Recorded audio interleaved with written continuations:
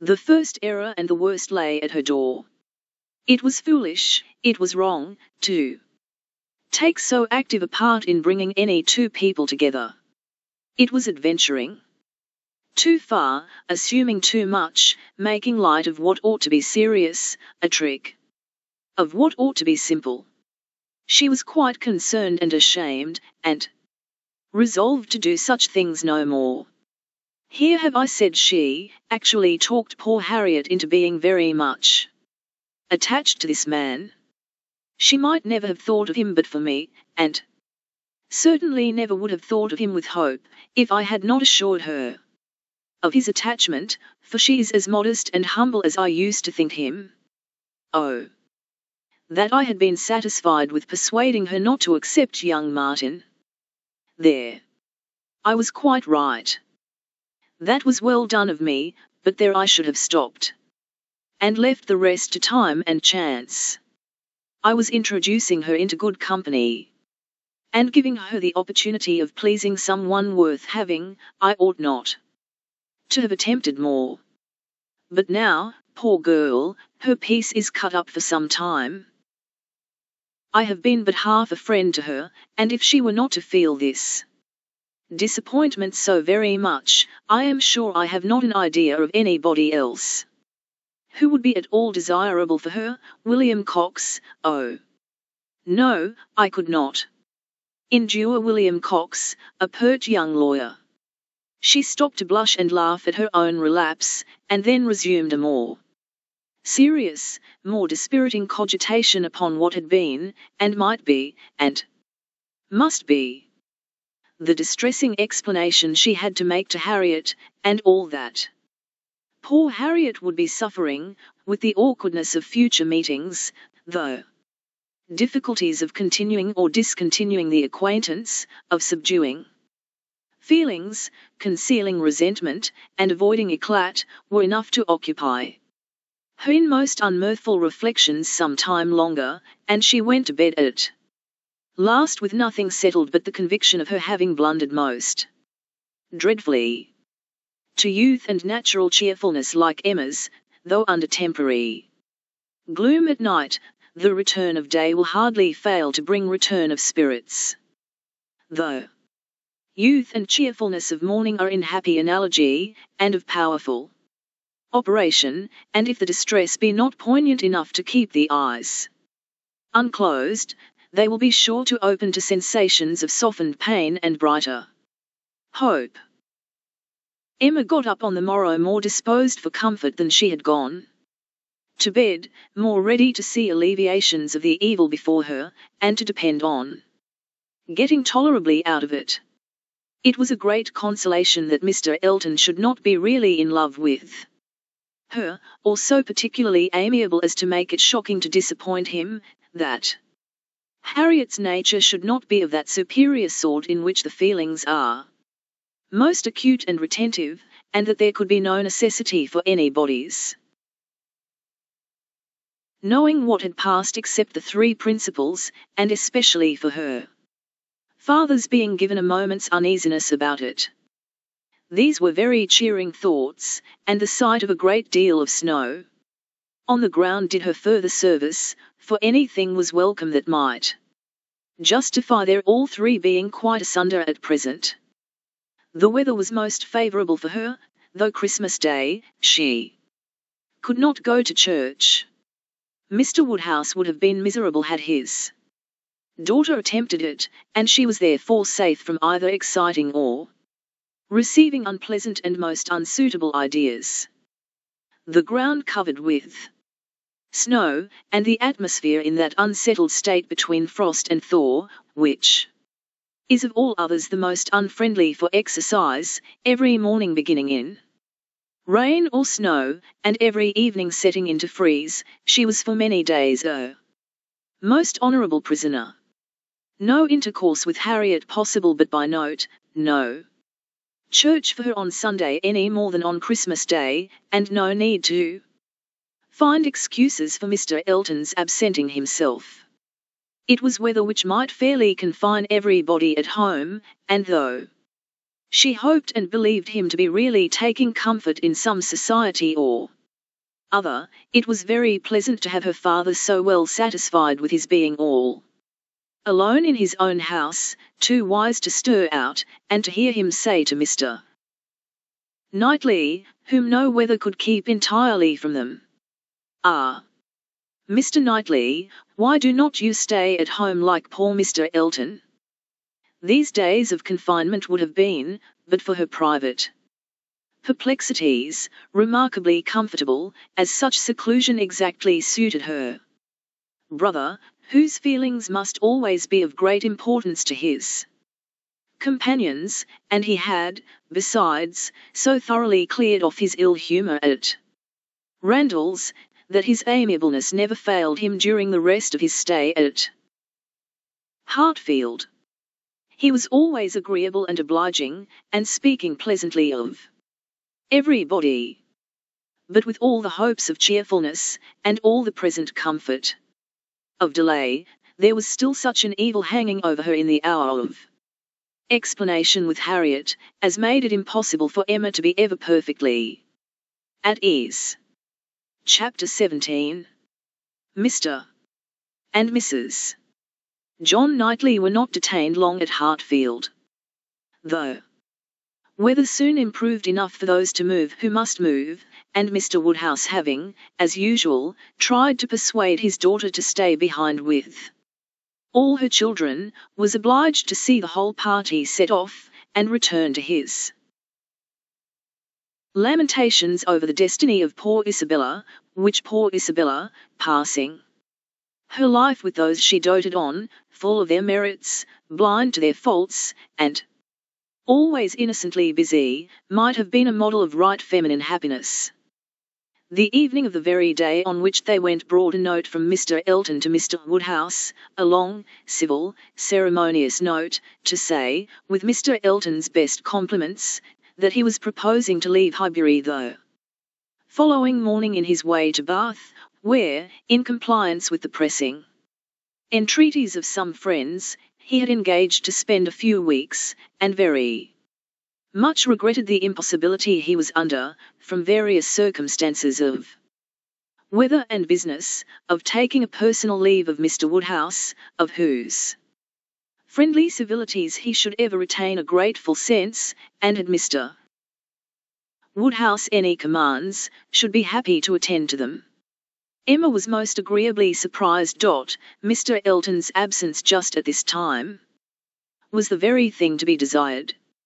She admired him for contriving it, though not able to give him much credit for the manner in which it was announced.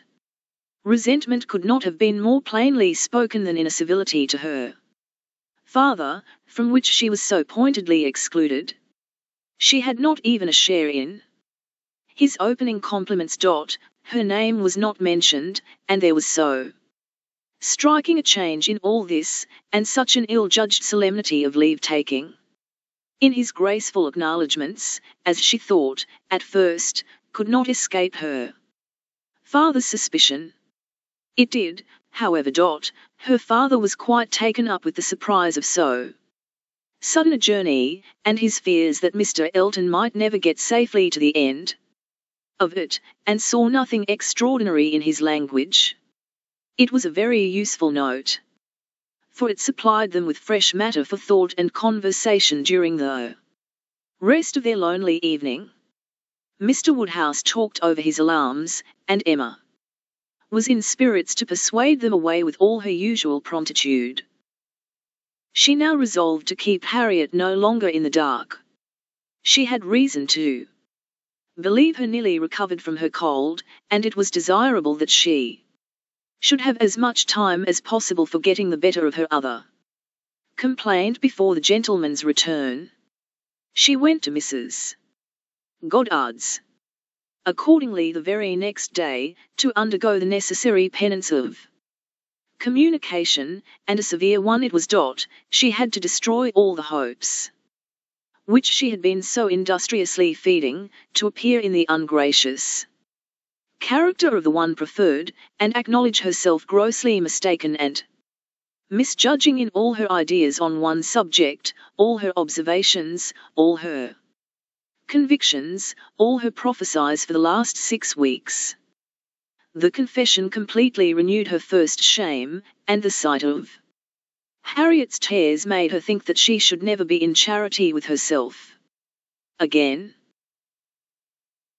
Harriet bore the intelligence very well, blaming nobody, and in every thing testifying such an ingenuousness of disposition and lowly opinion of herself, as must appear with particular advantage at that moment to her friend. Emma was in the humour to value simplicity and modesty to the utmost. And all that was amiable, all that ought to be attaching, seemed on Harriet's side, not her own. Harriet did not consider herself as having anything to complain of. The affection of such a man as Mr. Elton would have been too great a distinction. She never could have deserved him, and nobody but so partial and kind a friend as Miss Woodhouse would have thought it possible. Her tears fell abundantly, but her grief was so truly artless, that no dignity could have made it more respectable in Emma's eyes, and she listened to her, and tried to console her with all her heart and understanding, really for though time convinced that Harriet was the superior creature of the two, and that to resemble her would be more for her own welfare and happiness than all that genius or intelligence could do. It was rather too late in the day to set about being simple-minded and ignorant, but she left her with every previous resolution confirmed of being humble and discreet, and repressing imagination all the rest of her life. Her second duty now, inferior only to her father's claims, was to promote Harriet's comfort, and endeavour to prove her own affection in some better method than by matchmaking. She got her to Hartfield, and showed her the most unvarying kindness, striving to occupy and amuse her, and by books and conversation, to drive Mr. Elton from her thoughts. Time, she knew, must be allowed for this being thoroughly done, and she could suppose herself but an indifferent judge of such matters in general, and very inadequate to sympathize in an attachment to Mr. Elton in particular, but it seemed to her reasonable that at Harriet's age, and with the entire extinction of all hope, such a progress might be made towards a state of composure by the time of Mr. Elton's return, as to allow them all to meet again in the common routine of acquaintance, without any danger of betraying sentiments or increasing them.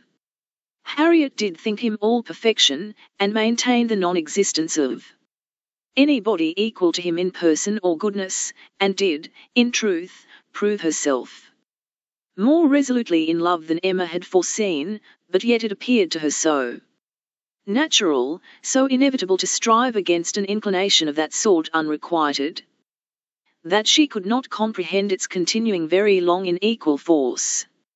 If Mr. Elton, on his return, made his own indifference as evident and indubitable as she could not doubt he would anxiously do, she could not imagine Harriet's persisting to place her happiness in the sight or the recollection of him. Their being fixed, so absolutely fixed, in the same place, was bad for each. For all three. Not one of them had the power of removal, or of effecting any material change of society. They must encounter each other, and make the best of it.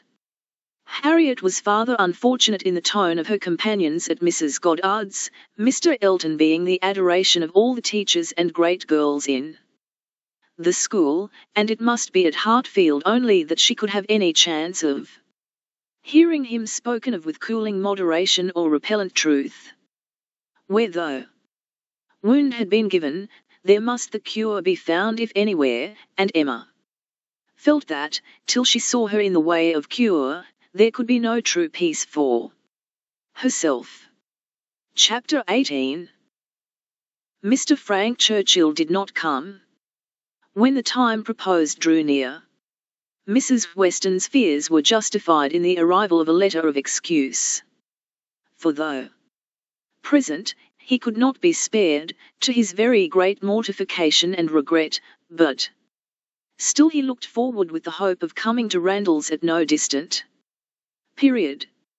Mrs. Weston was exceedingly disappointed, much more disappointed, in fact, than her husband, though her dependence on seeing the young man had been so much more sober, but a sanguine temper, though for ever expecting more good than occurs, does not always pay for its hopes by any proportionate depression.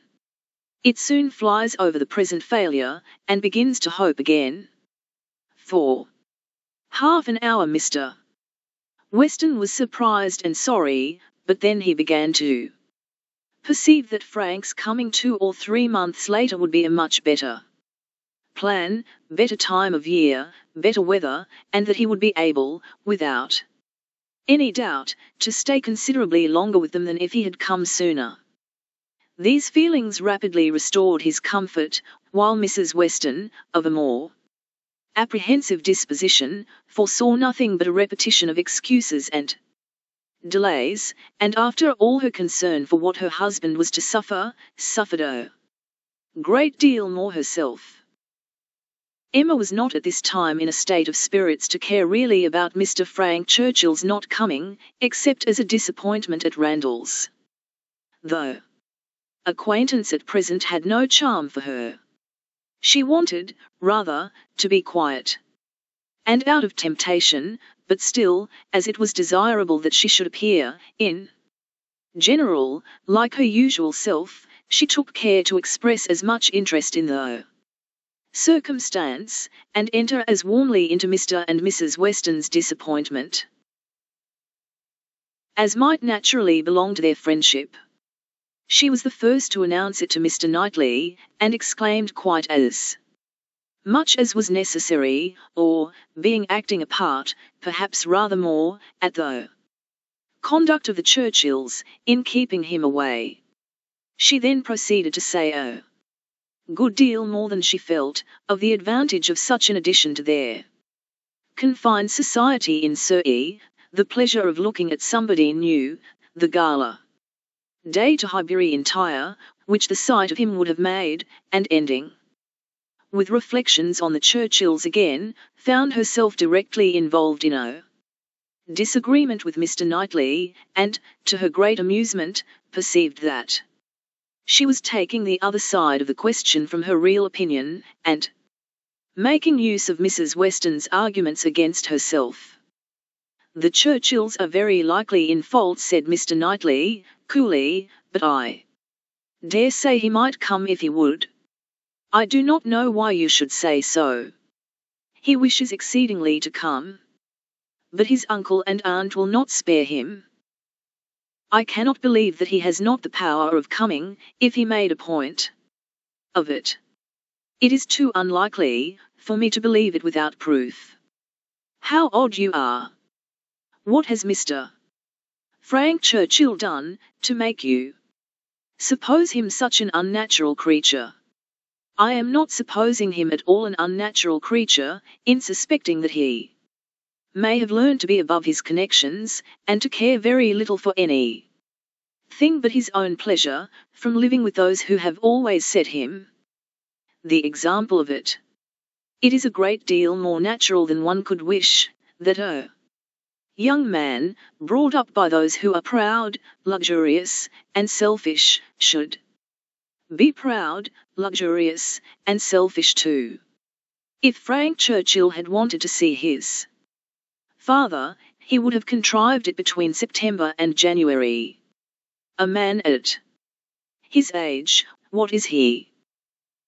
3 or 24, cannot be without the means of doing as much as that. It is impossible." "That's easily said, and easily felt by you, who have always been your own master. You are the worst judge in the world, Mr. Knightley, of the difficulties of dependence. You do not know what it is to have tempers to manage. It is not to be conceived that a man of 3 or 24 should not have liberty of mind or limb to that amount. He cannot want money, he cannot want leisure. We know, on the contrary, that he has so much of both, that he is glad to get rid of them at the idlest haunts in the kingdom. We hear of him forever at some watering place or other. A little while ago, he was at Weymouth. This proves that he can leave the Churchills.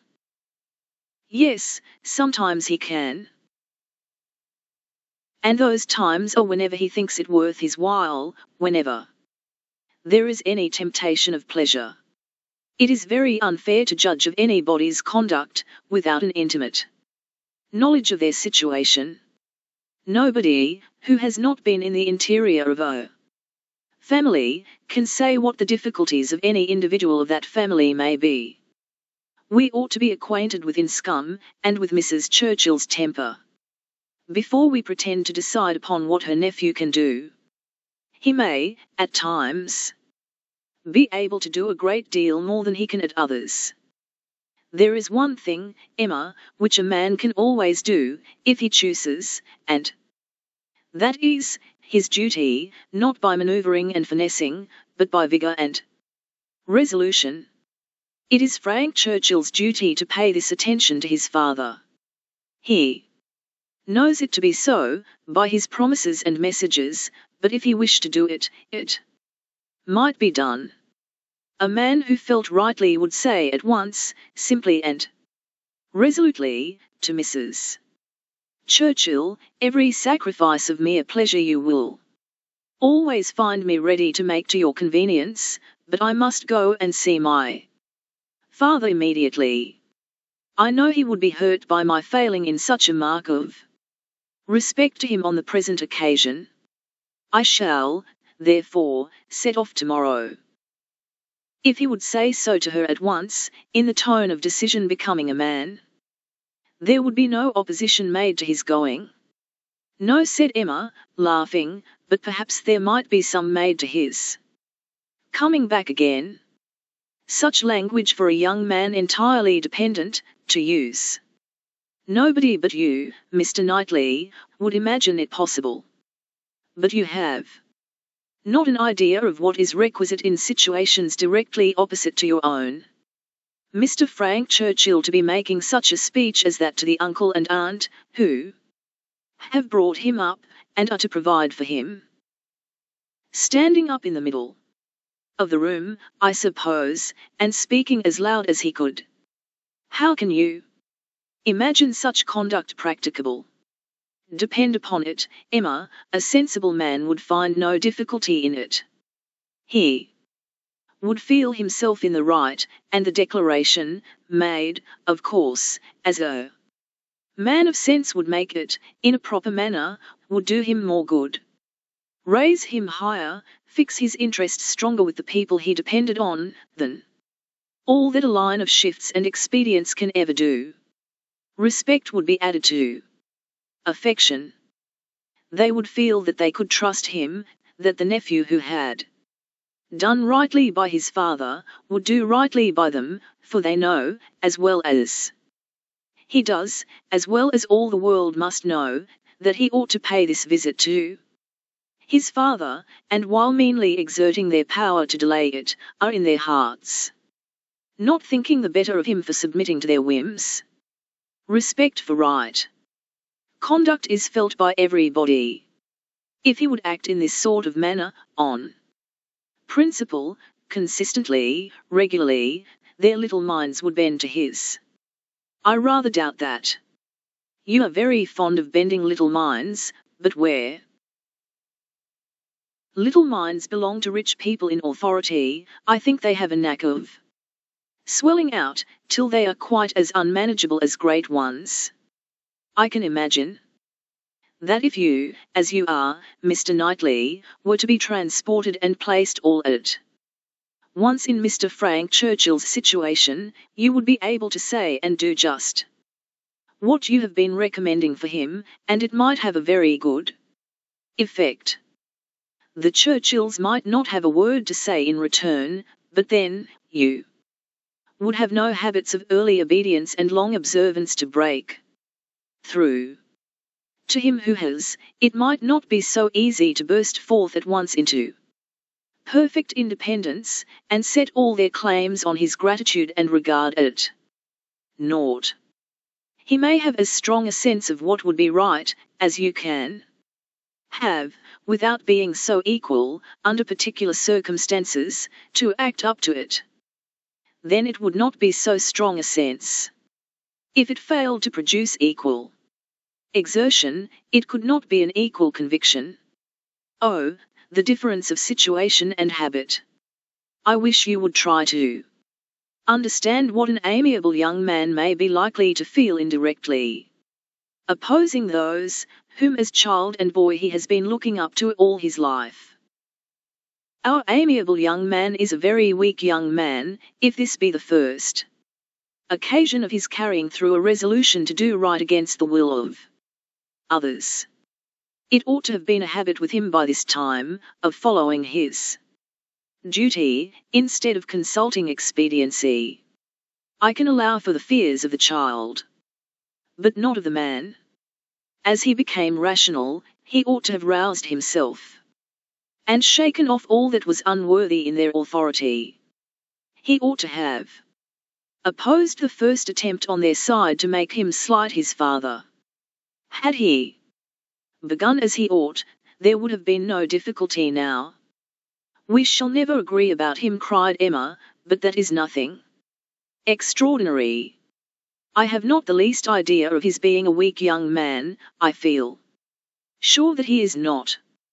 Mr. Weston would not be blind to folly, though in his own son, but he is very likely to have a more yielding, complying, mild disposition than would suit your notions of man's perfection. I dare say he has, and though it may cut him off from some advantages, it will secure him many others. Yes, all the advantages of sitting still when he ought to move, and of leading a life of mere idle pleasure, and fancying himself extremely expert in finding excuses for it. He can sit down and write a fine flourishing letter, full of professions and falsehoods, and persuade himself that he has hit upon the very best method in the world of preserving peace at home and preventing his father's having any right to complain. His letters disgust me. Your feelings are singular. They seem to satisfy everybody else. I suspect they do not satisfy Mrs. Weston. They hardly can satisfy a woman of her good sense and quick feelings, standing in a mother's place, but without a mother's affection to blind her. It is on her account that attention to Randalls is doubly due, and she must doubly feel the omission. Had she been a person of consequence herself, he would have come, I dare say, and it would not have signified whether he did or no. Can you think your friend behindhand in these sort of considerations? Do you suppose she does not often say all this to herself? No, Emma, your amiable young man can be amiable only in French, not in English. He may be very amiable, have very good manners, and be very agreeable, but he can have no English delicacy towards the feelings of other people, nothing really amiable about him. You seem determined to think ill of him. Me? Not at all, replied Mr. Knightley, rather displeased. I do not want to think ill of him. I should be as ready to acknowledge his merits as any other man, but I hear of none, except what are merely personal, that he is well grown and good-looking, with smooth, plausible manners. Well, if he have nothing else to recommend him, he will be a treasure at Highbury. We do not often look upon fine young men, well-bred and agreeable. We must not be nice and ask for all the virtues into the bargain. Cannot you imagine, Mr. Knightley, what a sensation his coming will produce? There will be but one subject throughout the parishes of Donwell and Highbury, but one interest, one object of curiosity. It will be all Mr. Frank Churchill. We shall think and speak of nobody else. You will excuse my being so much overpowered. If I find him conversable, I shall be glad of his acquaintance, but if he is only a chattering coxcomb, he will not occupy much of my time or thoughts. My idea of him is, that he can adapt his conversation to the taste of every body, and has the power as well as the wish of being universally agreeable to you. He will talk of farming, to me, of drawing or music, and so on to every body, having that general information on all subjects which will enable him to follow the lead, or take the lead, just as propriety may require, and to speak extremely well on each. That is my idea of him. And mine, said Mr. Knightley warmly, is, that if he turn out anything like it, he will be the most insufferable fellow breathing. What? At 3 and 20 to be the king of his company, the great man, the practised politician, who is to read everybody's character, and make everybody's talents conduce to the display of his own superiority, to be dispensing his flatteries around, that he may make all appear like fools compared with himself. My dear Emma, your own good sense could not endure such a puppy when it came to the point. I will say no more about him, cried Emma. You turn everything to evil. We are both prejudiced, you against, I for him, and we have no chance of agreeing till he is really here. Prejudiced? I am not prejudiced. But I am very much, and without being at all ashamed of it. My love for Mr. and Mrs. Weston gives me a decided prejudice in his favour. He is a person I never think of from one month's end to another, said Mr. Knightley, with a degree of vexation, which made Emma immediately talk of something else, though she could not comprehend why he should be angry. To take a dislike to a young man, only because he appeared to be of a different disposition from himself, was unworthy the real liberality of mind which she was always used to acknowledge in him, for with all the high opinion of himself, which she had often laid to his charge, she had never before for a moment supposed it could make him unjust to the merit of another. Volume 2. Chapter I. Emma and Harriet had been walking together one morning, and, in Emma's opinion, had been talking enough of Mr. Elton for that day. She could not think that Harriet's solace or her own sins required more, and she was therefore industriously getting rid of the subject as they returned, but it burst out again when she thought she had succeeded, and after speaking some time of what the poor must suffer in winter, and receiving no other answer than a very plaintive, Mr. Elton is so good to the poor, she found something else must be done. They were just approaching the house where lived Mrs. and Miss Bates. She determined to call upon them and seek safety in numbers. There was always sufficient reason for such an attention. Mrs. and Miss Bates loved to be called on, and she knew she was considered by the very few who presumed ever to see imperfection in her, as rather negligent in that respect, and as not contributing what she ought to the stock of their scanty comforts. She had had many a hint from Mr. Knightley and some from her own heart, as to her deficiency, but none were equal to counteract the persuasion of its being very disagreeable, a waste of time, tiresome women, and all the horror of being in danger of falling in with the second-rate and third-rate of Highbury, who were calling on them for ever, and therefore she seldom went near them. But now she made the sudden resolution of not passing their door without going in, observing, as she proposed it to Harriet, that, as well as she could calculate, they were just now quite safe from any letter from Jane Fairfax. The house belonged to people in business. Mrs. and Miss Bates occupied the drawing-room floor, and there, in the very moderate-sized apartment, which was everything to them, the visitors were most cordially and even gratefully welcomed, the quiet neat old lady, who with her knitting was seated in the warmest corner, wanting even to give up her place to Miss Woodhouse, and her more active, talking daughter, almost ready to overpower them with care and kindness, thanks for their visit, solicitude for their shoes, anxious inquiries after Mr. Woodhouse's health, cheerful communications about her mother's, and sweet cake from the Beaufort. Mrs. Cole had just been there. Just called in for 10 minutes, and had been so good as to sit an hour with them, and she had taken a piece of cake and been so kind as to say she liked it very much, and, therefore, she hoped Miss Woodhouse and Miss Smith would do them the favour to eat a piece too.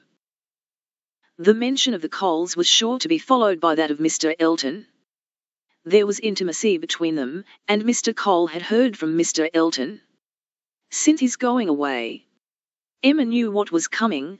They must have the letter over again, and settle how long he had been gone, and how much he was engaged in company, and what a favourite he was wherever he went, and how full the master of the ceremonies ball had been, and she went through it very well, with all the interest and all the commendation that could be requisite, and always putting forward to prevent Harriet's being obliged to say a word.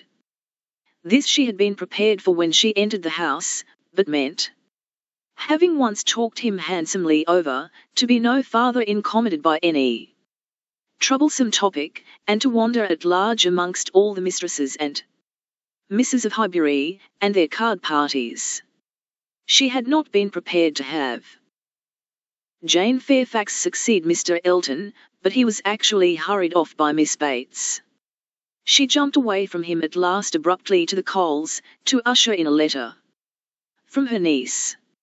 "Oh, yes, Mr. Elton, I understand, certainly as to dancing, Mrs. Cole was telling me that dancing at the rooms at Bath was, Mrs. Cole was so kind as to sit some time with us, talking of Jane, for as soon as she came in, she began inquiring after her. Jane is so very great a favourite there.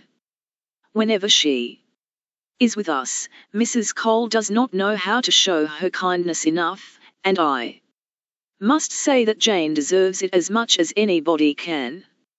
And so she began inquiring after her directly, saying, "I know you cannot have heard from Jane lately, because it is not her time for writing," and when I immediately said, "But indeed we have, we had a letter this very morning," I do not know that I ever saw anybody more surprised. "Have you, upon your honour?" said she. "Well, that is quite unexpected. Do let me hear what she says." Emma's politeness was at hand directly, to say, with smiling interest, "Have you heard from Miss Fairfax so lately? I am extremely happy. I hope she is well." "Thank you. You are so kind," replied the happily deceived aunt, while eagerly hunting for the letter. "Oh, here it is.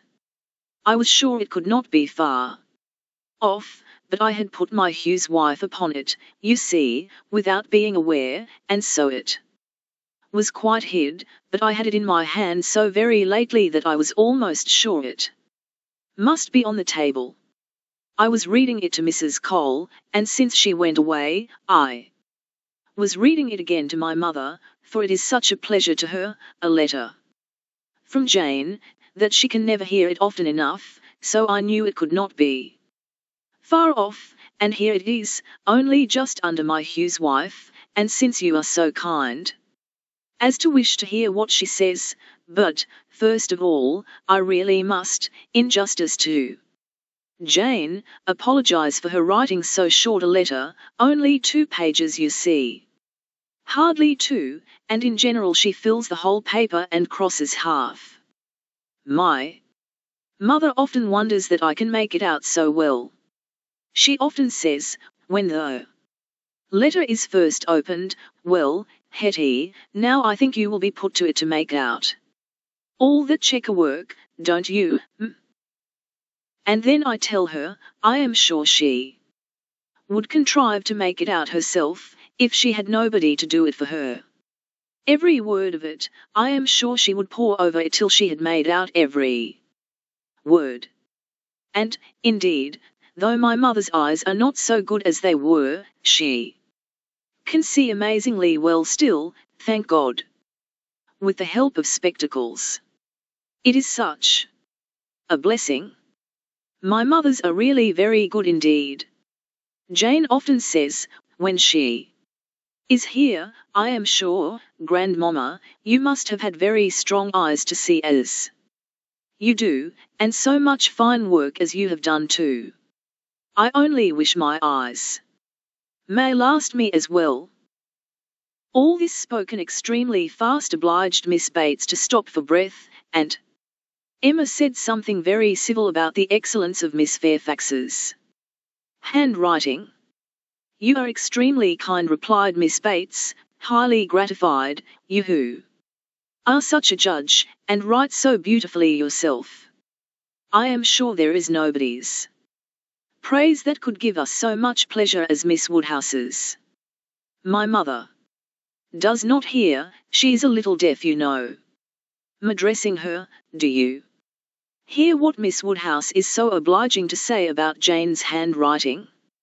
And Emma had the advantage of hearing her own silly compliment repeated twice over before the good old lady could comprehend it.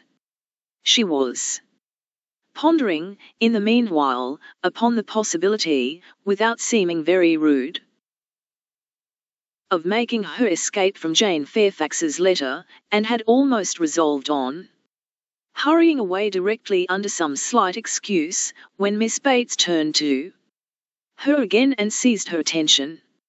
My mother's deafness is very trifling, you see, just nothing at all. By only raising my voice, and saying anything 2 or 3 times over, she is sure to hear, but then she is used to my voice. But it is very remarkable that she should always hear Jane better than she does me. Jane speaks so distinct. However, she will not find her grandmamma at all deafer than she was 2 years ago, which is saying a great deal at my mother's time of life, and it really is. Full 2 years, you know, since she was here. We never were so long without seeing her before, and as I was telling Mrs. Cole, we shall hardly know how to make enough of her now. Are you expecting Miss Fairfax here soon? Oh yes, next week. Indeed. That must be a very great pleasure. Thank you. You are very kind. Yes, next week. Everybody is so surprised, and everybody says the same obliging things. I am sure she will be as happy to see her friends at Highbury as they can be to see her. Yes, Friday or Saturday, she cannot say which, because Colonel Campbell will be wanting the carriage himself one of those days. So very good of them to send her the whole way. But they always do, you know. Oh yes, Friday or Saturday next. That is what she writes about. That is the reason of her writing out of rule, as we call it, for, in the common course, we should not have heard from her before next Tuesday or Wednesday. Yes, so I imagined. I was afraid there could be little chance of my hearing anything of Miss Fairfax today. So obliging of you. No, we should not have heard, if it had not been for this particular circumstance, of her being to come here so soon. My mother is so delighted. for she is to be 3 months with us at least. 3 months, she says so, positively, as I am going to have the pleasure of reading to you. The case is, you see, that the Campbells are going to Ireland. Mrs. Dixon has persuaded her father and mother to come over and see her directly. They had not intended to go over till the summer, but she is so impatient to see them again, for till she married, last October, she was never away from them so much as a week, which must make it very strange to be in different kingdoms. I was going to say, but however different countries, and so she wrote a very urgent letter to her mother, or her father, I declare I do not know which it was, but we shall see presently. In Jane's letter, wrote in Mr. Dixon's name as well as her own, to press their coming over directly, and they would give them the meeting in Dublin, and take them back to their country seat, Ballycraig, a beautiful place, I fancy. Jane has heard a great deal of its beauty, from Mr. Dixon, I mean. I do not know that she ever heard about it from anybody else. But it was very natural, you know, that he should like to speak of his own place while he was paying his addresses, and as Jane used to be very often walking out with them, for Colonel and Mrs. Campbell were very particular about their daughters not walking out often with only Mr. Dixon, for which I do not at all blame them. Of course she heard everything he might be telling Miss Campbell about his own home in Ireland, and I think she wrote us word that he had shewn them some drawings of the place, views that he had taken himself. He is a most amiable, charming young man, I believe. Jane was quite longing to go to Ireland, from his account of things. At this moment, an ingenious and animating suspicion entering Emma's brain with regard to Jane Fairfax, this charming Mr. Dixon, and the not going to Ireland, she said, with the insidious design of farther discovery. You must feel it very fortunate that Miss Fairfax should be allowed to come to you at such a time, considering the very particular friendship between her and Mrs. Dixon. You could hardly have expected her to be excused from accompanying Colonel and Mrs. Campbell. Very true, indeed. The very thing that we have always been rather afraid of, for we should not have liked to have her at such a distance from us, for months together, not able to come if anything was to happen. But you see, everything turns out for the best. They want her, Mr. and Mrs. Dixon, excessively to come over with Colonel and Mrs. Campbell, quite.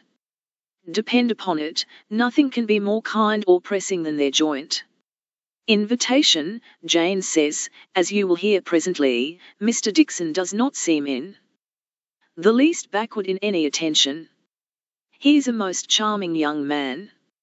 Ever since the service he rendered Jane at Weymouth, when they were out in that party on the water, and she, by the sudden whirling round of something or other among the sails, would have been dashed into the sea at once, and actually was all but gone, if he had not, with the greatest presence of mind, caught hold of her habit. I can never think of it without trembling.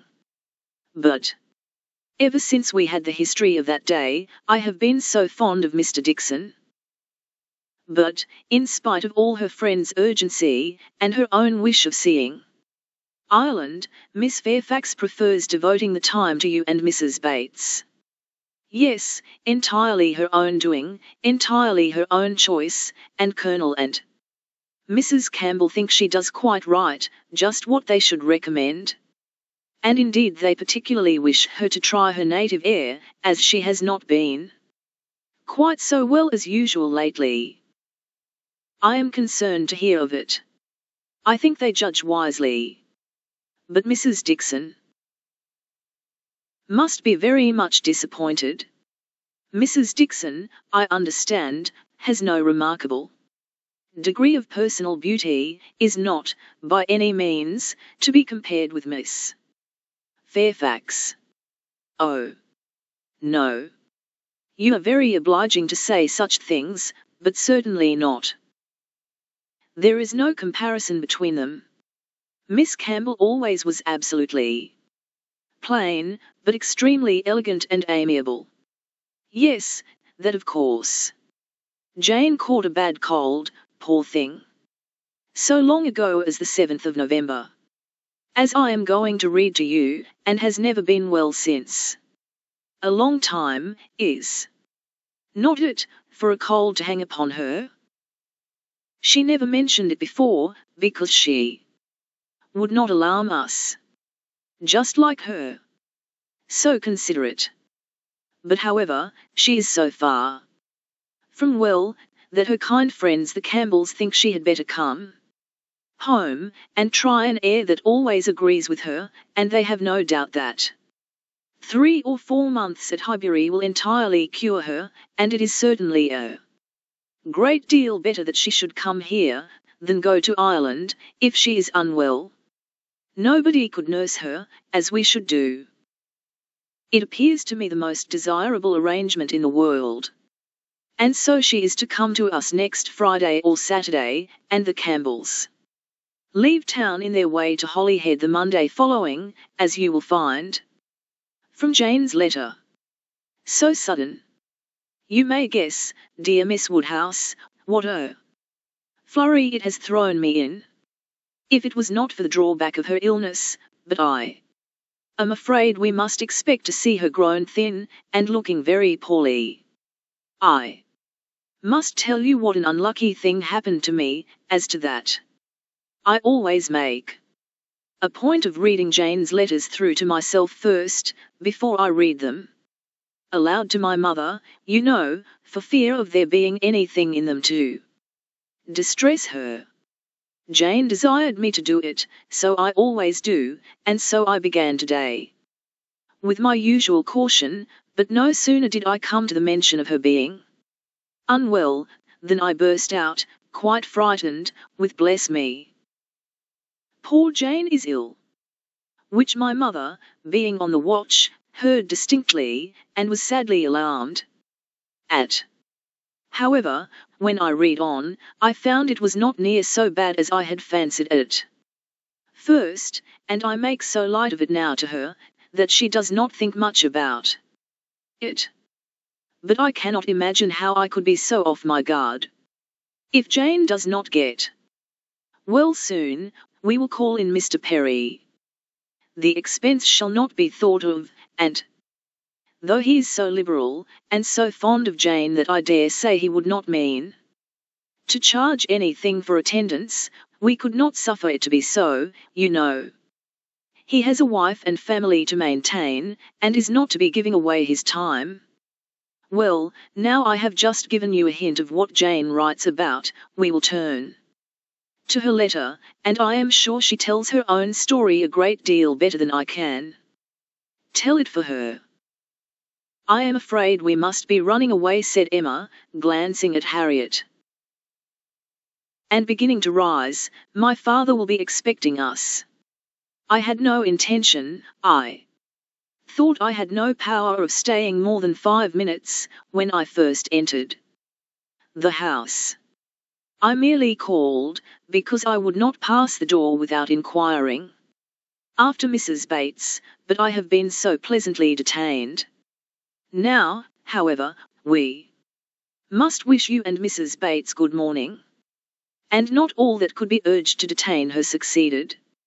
She regained the street, happy in this, that though much had been forced on her against her will, though she had in fact heard the whole substance of Jane Fairfax's letter, she had been able to escape the letter itself. Chapter 2. Jane Fairfax was an orphan, the only child of Mrs. Bates's youngest daughter. The marriage of Lieut. Fairfax of the Regiment of Infantry, and Miss Jane Bates, had had its day of fame and pleasure, hope and interest, but Nothing now remained of it, save the melancholy remembrance of him dying in action abroad, of his widow sinking under consumption and grief soon afterwards, and this girl. By birth she belonged to Highbury, and when at 3 years old, on losing her mother, she became the property, the charge, the consolation, the foundling of her grandmother and aunt. There had seemed every probability of her being permanently fixed there, of her being taught only what very limited means could command, and growing up with no advantages of connection or improvement, to be engrafted on what nature had given her in a pleasing person, good understanding, and warm-hearted, well-meaning relations. But the compassionate feelings of a friend of her father gave a change to her destiny. This was Colonel Campbell, who had very highly regarded Fairfax as an excellent officer and most deserving young man, and father had been indebted to him for such attentions, during a severe camp fever, as he believed had saved his life. These were claims which he did not learn to overlook, though some years passed away from the death of poor Fairfax before his own return to England put anything in his power. When he did return, he sought out the child and took notice of her. He was a married man, with only one living child, a girl, about Jane's age, and Jane became their guest, paying them long visits and growing a favourite with all, and before she was 9 years old, his daughter's great fondness for her, and his own wish of being a real friend, united to produce an offer from Colonel Campbell of undertaking the whole charge of her education. It was accepted, and from that period Jane had belonged to Colonel Campbell's family, and had lived with them entirely, only visiting her grandmother from time to time. The plan was that she should be brought up for educating others, the very few £100 which she inherited from her father making independence impossible to provide for her, otherwise was out of Colonel Campbell's power, for though his income, by pay and appointments, was handsome, his fortune was moderate and must be all his daughter's, but, by giving her an education, he hoped to be supplying the means of respectable subsistence hereafter. Such was Jane Fairfax's history. She had fallen into good hands, known nothing but kindness from the Campbells, and been given an excellent education. Living constantly with right-minded and well-informed people, her heart and understanding had received every advantage of discipline and culture, and Colonel Campbell's residence being in London, every lighter talent had been done full justice to, by the attendance of first-rate masters. Her disposition and abilities were equally worthy of all that friendship could do. And at 18 or 19 she was, as far as such an early age can be, qualified for the care of children, fully competent to the office of instruction herself, but she was too much beloved to be parted with. Neither father nor mother could promote, and the daughter could not endure it. The evil day was put off. It was easy to decide that she was still too young, and Jane remained with them, sharing, as another daughter, in all the rational pleasures of an elegant society, and a judicious mixture of home and amusement, with only the drawback of the future, the sobering suggestions of her own good understanding to remind her that all this might soon be over. The affection of the whole family, the warm attachment of Miss Campbell, in particular, was the more honourable to each party from the circumstance of Jane's decided superiority both in beauty and acquirements. That nature had given it in feature could not be unseen by the young woman, nor could her higher powers of mind be unfelt by the parents.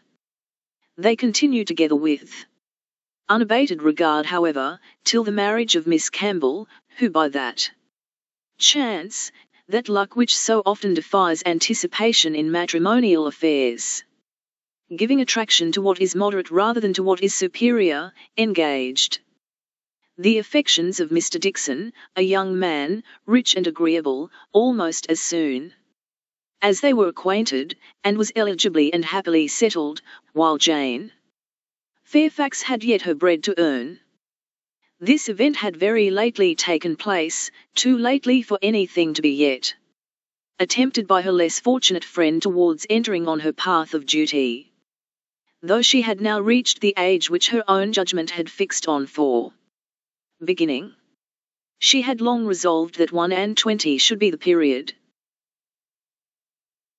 With the fortitude of a devoted novitiate, she had resolved at 1–20 to complete the sacrifice, and retire from all the pleasures of life, of rational intercourse, equal society, peace and hope, to penance and mortification for ever. The good sense of Colonel and Mrs. Campbell could not oppose such a resolution, though their feelings did. As long as they lived, no exertions would be necessary, their home might be hers for ever, and for their own comfort they would have retained her wholly, but this would be selfishness. What must be at last, had better be soon. Perhaps they began to feel it might have been kinder and wiser to have resisted the temptation of any delay, and spared her from a taste of such enjoyments of ease and leisure as must now be relinquished. Still, however, affection was glad to catch at any reasonable excuse for not hurrying on the wretched moment. She had never been quite well since the time of their daughter's marriage, and till she should have completely recovered her usual strength, they must forbid her engaging in duties which, so far from being compatible with a weakened frame and varying spirits, seemed, under the most favourable circumstances, to require something more than human perfection of body and mind to be discharged with tolerable comfort. With regard to her not accompanying them to Ireland, her account to her aunt contained nothing but truth, though there might be some truths not told. It was her own choice to give the time of their absence to Highbury, to spend perhaps her last months of perfect liberty with those kind relations to whom she was so very dear, and the Campbells, whatever might be their motive or motives, whether single, or double, or treble, gave the arrangement their ready sanction, and said that they depended more on a few months spent in her native air, for the recovery of her health, than on anything else. Certain it was that she was to come, and that Highbury, instead of welcoming that perfect novelty which had been so long promised it, Mr. Frank Churchill, must put up for the present with Jane Fairfax, who could bring only the freshness of 2 years' absence. Emma was sorry to have to pay civilities to a person she did not like through 3 long months. To be always doing more than she wished, and less than she ought. Why she did not like Jane Fairfax might be a difficult question to answer. Mr. Knightley had once told her it was because she saw in her the really accomplished young woman, which she wanted to be thought herself, and though the accusation had been eagerly refuted at the time, there were moments of self-examination in which her conscience could not quite acquit her. But she could never get acquainted with her. She did not know how it was, but there was such coldness and reserve, such apparent indifference whether she pleased or not, and then, her aunt was such an eternal talker, and she was made such a fuss with by everybody, and it had been always imagined that they were to be so intimate, because their ages were the same. Everybody had supposed they must be so fond of each other. These were her reasons, she had no better. It was a dislike so little just, every imputed fault was so magnified by fancy, that she never saw Jane Fairfax the first time after any considerable absence, without feeling that she had injured her, and now, when the due visit was paid, on her arrival, after a 2 years' interval, she was particularly struck with the very appearance and manners, which for those 2 whole years she had been depreciating. Jane Fairfax was very elegant, remarkably elegant, and she had herself the highest value for elegance. Her height was pretty, just such as almost everybody would think tall, and nobody could think very tall, her figure particularly graceful, her size a most becoming medium, between fat and thin, though a slight appearance of ill health seemed to point out the likeliest evil of the two. Emma could not but feel all this, and then, her face. Her features, there was more beauty in them altogether than she had remembered. It was not regular, but it was very pleasing beauty. Her eyes, deep grey, with dark eyelashes and eyebrows, had never been denied their praise, but the skin, which she had been used to cavil at, as wanting colour, had a clearness and delicacy which really needed no fuller bloom. It was a style of beauty, of which elegance was the reigning character, and as such, she must, in honour, by all her principles, admire it, elegance, which, whether of person or of mind, she saw so little in Highbury. There, not to be vulgar, was distinction, and merit. In short, she sat, during the first visit, looking at Jane Fairfax with twofold complacency, the sense of pleasure and the sense of rendering justice, and was determining that she would dislike her no longer. When she took in her history, indeed, her situation, as well as her beauty, when she considered what all this elegance was destined to, what she was going to sink from, how she was going to live, it seemed impossible to feel anything but compassion and respect, especially, if to every well-known particular entitling her to interest were added the highly probable circumstance of an attachment to Mr. Dickson, which she had so naturally started to herself. In that case, nothing could be more pitiable or more honourable than the sacrifices she had resolved on. Emma was very willing now to acquit her of having seduced Mr. Dickson's actions from his wife, or of anything mischievous which her imagination had suggested at first. If it were love, it might be simple, single, successless love.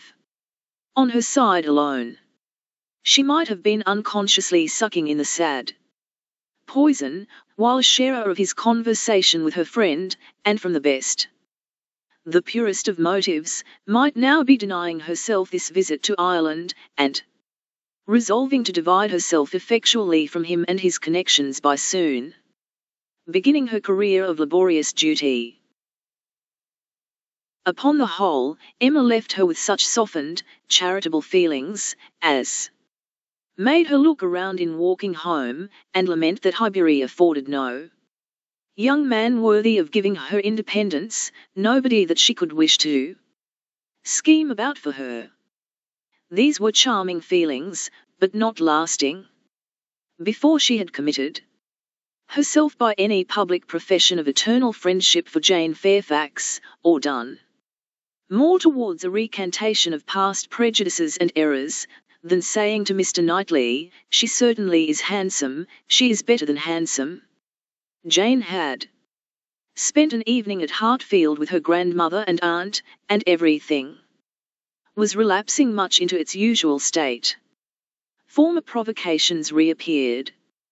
Though aunt was as tiresome as ever, more tiresome, because anxiety for her health was now added to admiration of her powers, and they had to listen to the description of exactly how little bread and butter she ate for breakfast, and how small a slice of mutton for dinner, as well as to see exhibitions of new caps and new work-bags for her mother and herself, and Jane's offences rose again.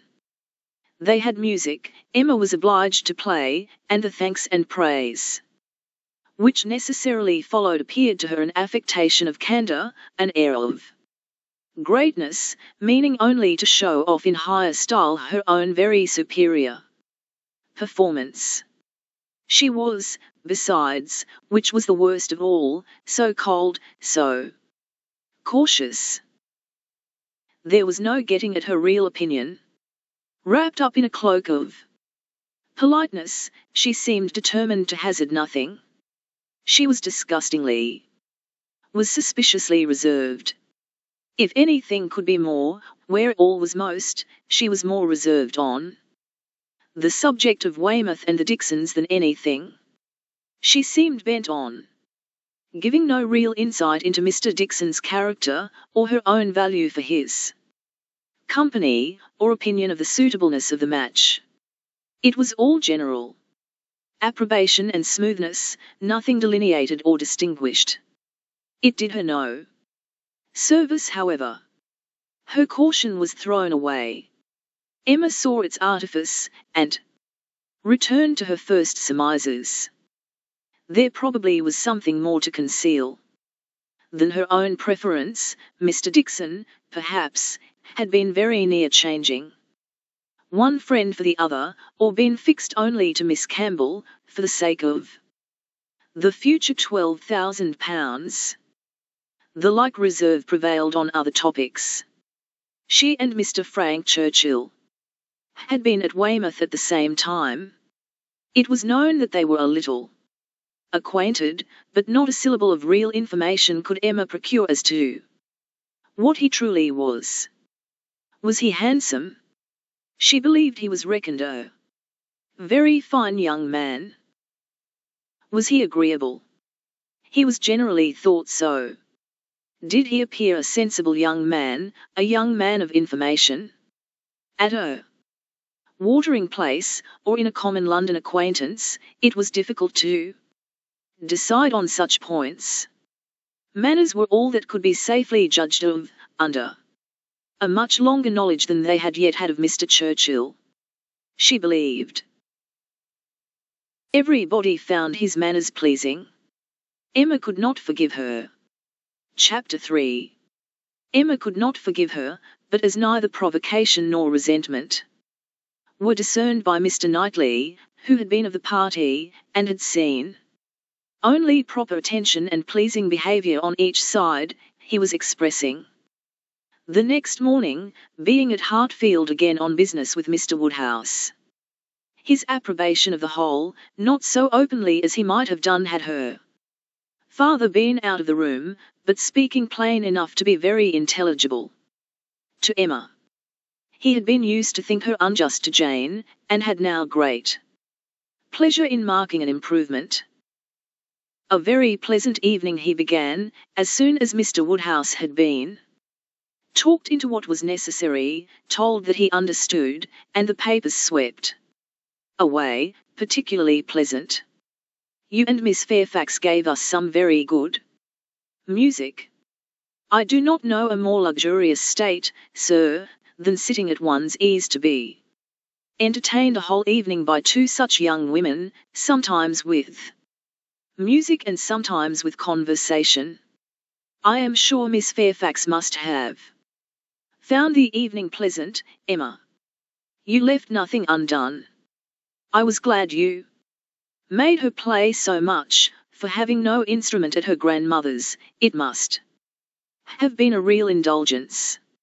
I am happy you approved, said Emma, smiling, but I hope I am not often deficient in what is due to guests at Hartfield. No, my dear, said her father instantly, that I am sure you are not. There is nobody half so attentive and civil as you are. If anything, you are too attentive. The muffin last night, if it had been handed round once, I think it would have been enough. No, said Mr. Knightley, nearly at the same time, you are not often deficient, not often deficient either in manner or comprehension. I think you understand me, therefore. An arch look expressed, "I understand you well enough," but she said, "Only, Miss Fairfax is reserved. I always told you she was, a little, but you will soon overcome all that." Part of her reserve which ought to be overcome, all that has its foundation in diffidence. What arises from discretion must be honoured. You think her diffident? I do not see it. "My dear Emma," said he, moving from his chair into one close by her.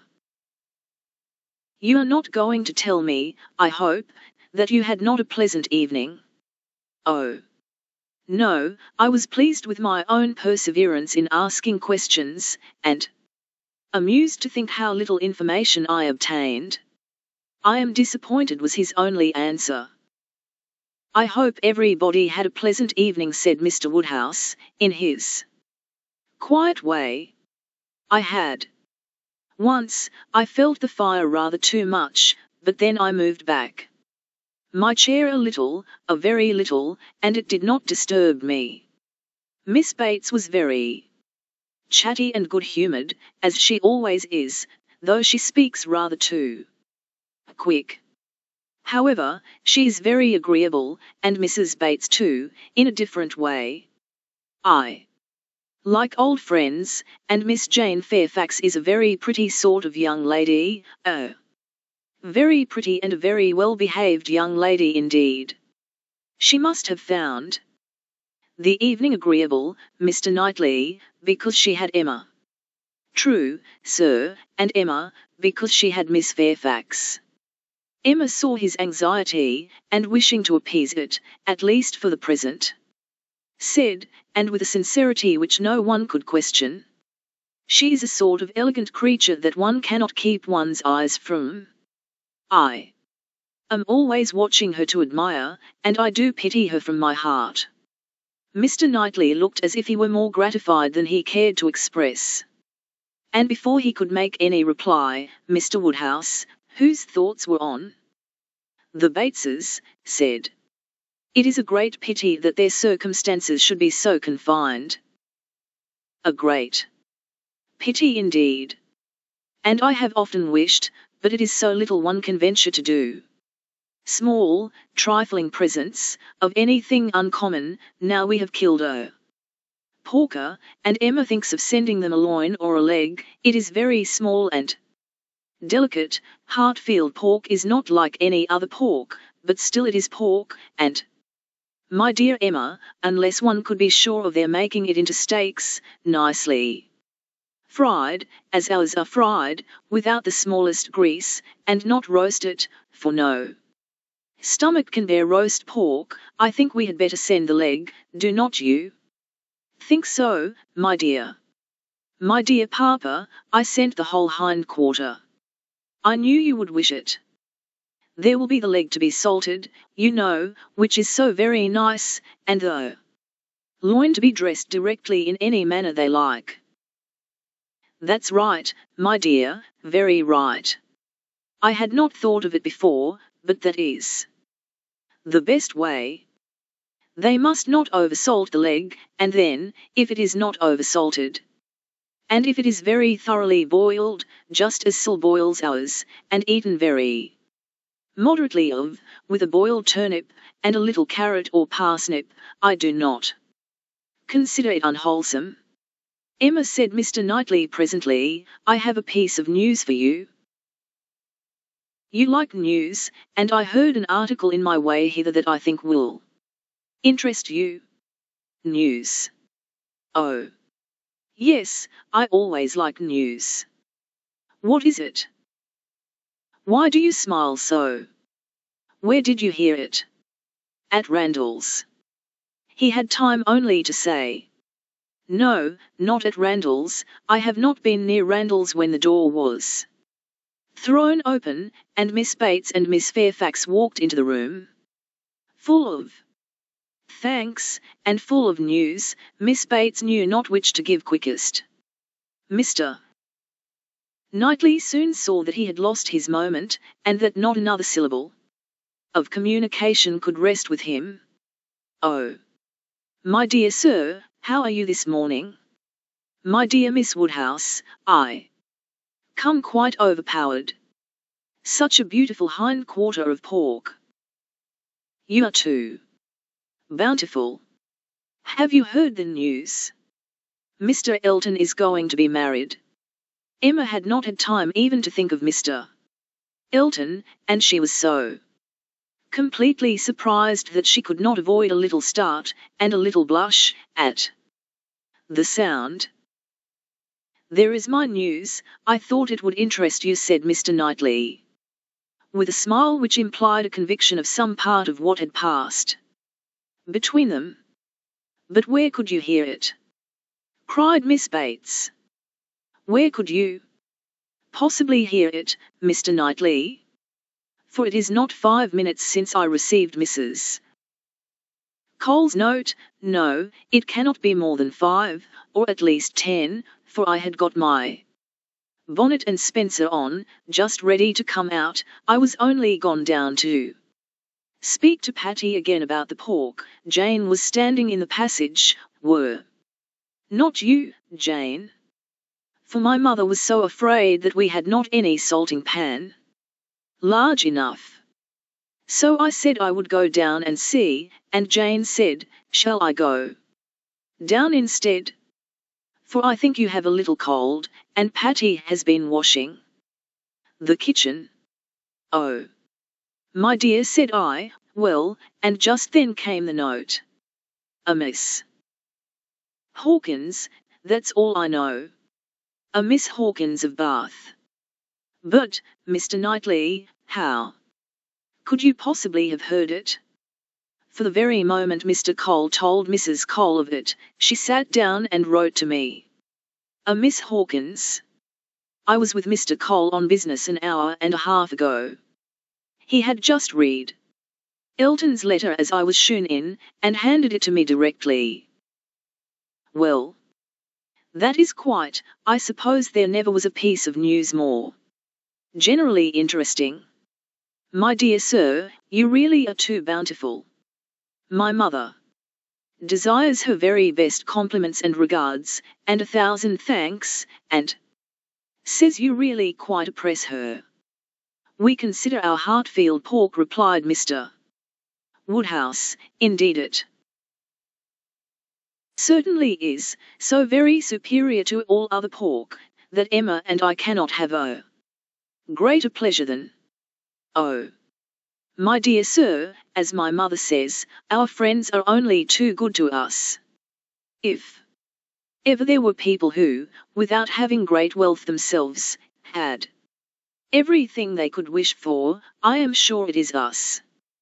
We may well say that our lot is cast in a goodly heritage. Well, Mr. Knightley, and so you actually saw the letter. Well, it was short, merely to announce, but cheerful, exulting, of course. Here was a sly glance at Emma. He had been so fortunate as to, I forget the precise words, one has no business to remember them. The information was, as you state, that he was going to be married to a Miss Hawkins. By his style, I should imagine it just settled. Mr. Elton going to be married, said Emma, as soon as she could speak. He will have everybody's wishes for his happiness. He is very young to settle, was Mr. Woodhouse's observation. He had better not be in a hurry. He seemed to me very well off as he was. We were always glad to see him at Hartfield. A new neighbour for us all, Miss Woodhouse, said Miss Bates, joyfully. My mother is so pleased. She says she cannot bear to have the poor old vicarage without a mistress. This is great news, indeed. Jane, you have never seen Mr. Elton.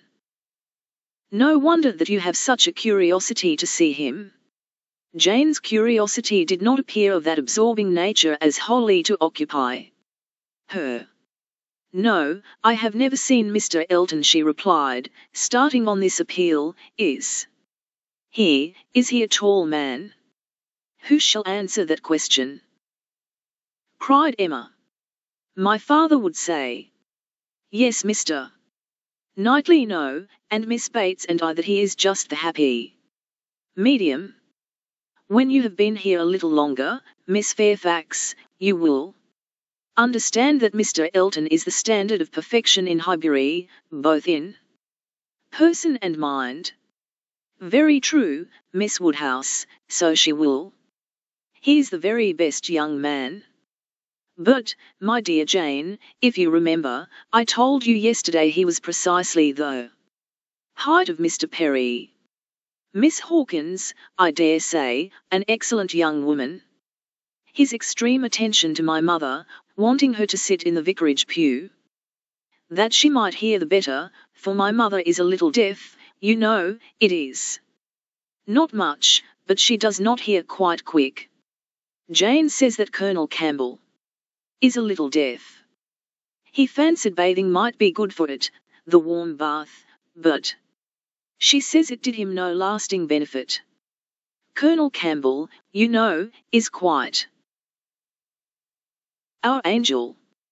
And Mr. Dixon seems a very charming young man, quite worthy of him. It is such a happiness when good people get together, and they always do. Now, here will be Mr. Elton and Miss Hawkins, and there are the Coles. Such very good people, and the Perrys, I suppose there never was a happier or a better couple than Mr. and Mrs. Perry. I say, sir, turning to Mr. Woodhouse, I think there are few places with such society as Highbury. I always say, we are quite blessed in our neighbours. My dear sir, if there is one thing my mother loves better than another, it is pork, a roast loin of pork. As to who, or what Miss Hawkins is, or how long he has been acquainted with her, said Emma, nothing I suppose can be known. One feels that it cannot be a very long acquaintance. He has been gone only 4 weeks. Nobody had any information to give, and, after a few more wonderings, Emma said, You are silent, Miss Fairfax, but I hope you mean to take an interest in this news. You, who have been hearing and seeing so much of late on these subjects, who must have been so deep in the business on Miss Campbell's account, we shall not excuse your being indifferent about Mr. Elton and Miss Hawkins. When I have seen Mr. Elton, replied Jane, I dare say I shall be interested, but I believe it requires that with me. And as it is some months since Miss Campbell married, the impression may be a little worn off. Yes, he has been gone just 4 weeks, as you observe, Miss Woodhouse, said Miss Bates. 4 weeks yesterday. A Miss Hawkins. Well, I had always rather fancied it would be some young lady hereabouts, not that I ever. Mrs. Cole once whispered to me, but I immediately said, No, Mr. Elton is a most worthy young man, but, in short, I do not think I am particularly quick at those sort of discoveries. I do not pretend to it. What is before me, I see. At the same time, nobody could wonder if Mr. Elton should have aspired. Miss Woodhouse lets me chatter on, so good-humouredly. She knows I would not offend for the world. How does Miss Smith do? She seems quite recovered now. Have you heard from Mrs. John Knightley lately? Oh, those dear little children. Jane, do you know I always fancy Mr. Dixon like Mr. John Knightley. I mean in person, tall, and with that sort of look, and not very talkative. Quite wrong, my dear aunt, there is no likeness at all. Very odd. But one never does form a just idea of anybody beforehand. One takes up a notion, and runs away with it. Mr. Dixon, you say, is not, strictly speaking, handsome. Handsome? Oh, No, far from it, certainly plain. I told you he was plain. My dear, you said that Miss Campbell would not allow him to be plain. And that you yourself. Oh. As for me, my judgment is worth nothing. Where I have a regard, I always think a person well-looking. But I gave what I believed the general opinion, when I called him plain. Well, my dear Jane, I believe we must be running away. The weather does not look well, and Grandmamma will be uneasy. You are too obliging, my dear Miss Woodhouse, but we really must take leave. This has been a most agreeable piece of news indeed. I shall just go round by Mrs. Cole's, but I shall not stop 3 minutes, and, Jane, you had better go home directly. I would not have you out in a shower. We think she is the better for Highbury already. Thank you, we do indeed. I shall not attempt calling on Mrs. Goddard, for I really do not think she cares for anything but boiled pork. When we dress the leg it will be another thing. Good morning to you, my dear sir. Oh, Mr. Knightley is coming too. Well, that is so very. I am sure if Jane is tired, you will be so kind as to give her your arm. Mr. Elton, and Miss Hawkins. Good morning to you.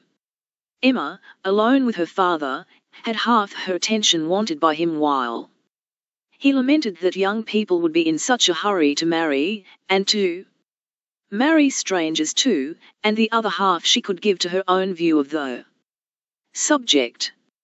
It was to herself an amusing and a very welcome piece of news, as proving that Mr. Elton could not have suffered long, but she was sorry for Harriet. Harriet must feel it, and all that she could hope was, by giving the first information herself, to save her from hearing it abruptly from others. It was now about the time that she was likely to call, if she were to meet Miss Bates in her way. And upon its beginning to rain, Emma was obliged to expect that the weather would be detaining her at Mrs. Goddard's, and that the intelligence would undoubtedly rush upon her without preparation. The shower was heavy, but short, and it had not been over 5 minutes when in came Harriet, with just the heated, agitated look which hurrying thither with a full heart was likely to give, and the "Oh, Miss Woodhouse, what do you think has happened?" which instantly burst forth, had all the evidence of corresponding perturbation. As the blow was given, Emma felt that she could not now show greater kindness than in listening, and Harriet, unchecked, ran eagerly through what she had to tell. She had set out from Mrs. Goddard's half an hour ago. She had been afraid it would rain, she had been afraid it would pour down every moment, but she thought she might get to Hartfield first. She had hurried on as fast as possible, but then, as she was passing by the house where a young woman was making up a gown for her, she thought she would just step in and see how it went on, and though she did not seem to stay half a moment there, soon after she came out it began to rain. And she did not know what to do, so she ran on directly, as fast as she could, and took shelter at Ford's. Ford's was the principal woolen draper, linen draper, and haberdasher's shop united, the shop first in size and fashion in the place. And so, there she had sat, without an idea of anything in the world, full 10 minutes, perhaps, when, all of a sudden, who should come in, to be sure it was so very odd. But they always dealt at Ford's, who should come in, but Elizabeth Martin and her brother. Dear Miss Woodhouse. Only think. I thought I should have fainted. I did not know what to do. I was sitting near the door. Elizabeth saw me directly, but he did not. He was busy with the umbrella. I am sure she saw me, but she looked away directly, and took no notice, and they both went to quite the farther end of the shop, and I kept sitting near the door. Oh dear, I was so miserable. I am sure I must have been as white as my gown. I could not go away, you know, because of the rain. But I did so wish myself anywhere in the world but there. Oh dear, Miss Woodhouse. Well, at last, I fancy, he looked round and saw me, for instead of going on with her buyings, they began whispering to one another. I am sure they were talking of me, and I could not help thinking that he was persuading her to speak to me. Do you think he was, Miss Woodhouse? For presently she came forward, came quite up to me, and asked me how I did, and seemed ready to shake hands, if I would. She did not do any of it in the same way that she used. I could see she was altered, but, however, she seemed to try to be very friendly, and we shook hands, and stood talking some time, but I know no more what I said, I was in such a tremble. I remember she said she was sorry we never met now, which I thought almost too kind. Dear Miss Woodhouse, I was absolutely miserable. By that time, it was beginning to hold up, and I was determined that nothing should stop me from getting away, and then, only think, I found he was coming up towards me too, slowly, you know, and as if he did not quite know what to do, and so he came and spoke. And I answered, and I stood for a minute, feeling dreadfully, you know, one can't tell how, and then I took courage, and said it did not rain, and I must go. And so off I set, and I had not got 3 yards from the door, when he came after me, only to say, if I was going to Hartfield, he thought I had much better go round by Mr. Cole's stables, for I should find the near way quite floated by this rain. Oh dear, I thought it would have been the death of me. So I said, I was very much obliged to him, you know I could not do less, and then he went back to Elizabeth, and I came round by the stables, I believe I did, but I hardly knew where I was, or anything about it. Oh, Miss Woodhouse, I would rather done anything than have it happen, and yet, you know, there was a sort of satisfaction in seeing him behave so pleasantly and so kindly. And Elizabeth, too. Oh, Miss Woodhouse, do talk to me and make me comfortable again. Very sincerely did Emma wish to do so, but it was not immediately in her power. She was obliged to stop and think. She was not thoroughly comfortable herself. The young man's conduct, and his sister's, seemed the result of real feeling, and she could not but pity them. As Harriet described it, there had been an interesting mixture of wounded affection and genuine delicacy in their behaviour. But she had believed them to be well-meaning, worthy people before, and what difference did this make in the evils of the connection?